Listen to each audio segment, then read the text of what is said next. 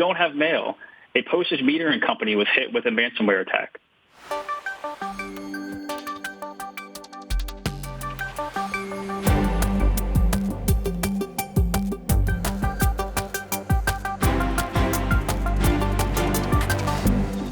So, Michael, another malware attack. In this case, the victim is a company that offers services including stamping of postage for their clients. Yeah, so this one's pretty new, right? Pretty hot off the presses. So there hasn't been a whole lot of detail released yet. But Pitney Bowes, so it's familiar company, really focused on global commerce, and also known for their postage meters, as you mentioned. And they just announced that they suffered a malware attack, which encrypted a lot of their internal systems. And really the major impact, which is kind of interesting, is they have this product line called SendPro, which again are these metering products for postage. And effectively, you could use your metering device if you had existing funds loaded, but all their back-end servers that allow you to kind of reload your funding were all down. So effectively stopped. Certainly if you were low on funds, you're unable to perform any work and meter any postage or any boxes. A lot of their online and hosted services also were unavailable. So a lot of their core infrastructure. They do claim though that none of the client accounts and none of the client devices themselves were affected. Like they really aren't directly connected to any of the back end systems.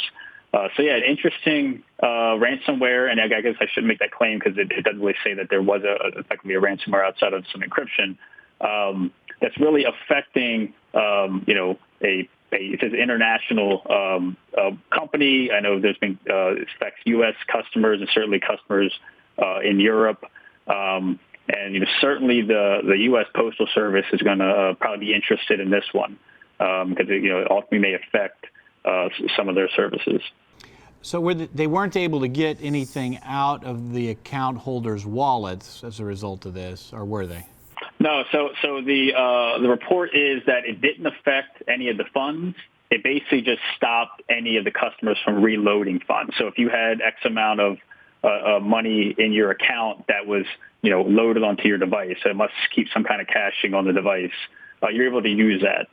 You just weren't able to, once you were out, you weren't able to refill, right, and get any additional funds in there. So you effectively were, out of service at that point. They did actually update this morning they have a page on their website which is kind of talking through this whole incident, that they're making some progress on restoration, which again, maybe, they don't say this, and we think maybe they have some backups, right, that they're restoring from. And they expect to make an announcement sometime later today when customers can expect that they're able to full access back and able to add funds back to their devices. Okay. Were the attackers able to do anything as the account holders, or they was just kind of destructive and just kind of caused a denial of service? Yeah. So for the information again that's out there, it seemed very focused on their internal infrastructure. Kind of the back end services, and the claim is again from the company that it has no effect on the clients themselves, on their accounts, and on any of their devices, any of the meters, right, that they have locally kind of completely segregated. But, as this story evolves and more information comes out, we may see that change. But as of now, they're claiming that there's no effect on customers themselves. I guess the nightmare scenario would be that there's some device somewhere that's able to print postage and charge it to everybody else or something like that. But that's not what's going on, right? So.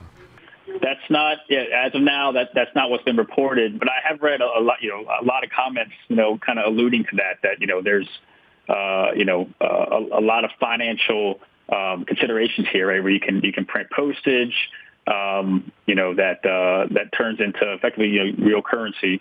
But at this point, it doesn't seem that it's been actually affecting any of the devices themselves. So just mostly infrastructure for this company. So, important to have those backups, be able to restore quickly if something like this happens, so that you're not slowing down your business and you're not impacting all your customers and not letting them print postage or whatever they need to do as a result of this destructive malware.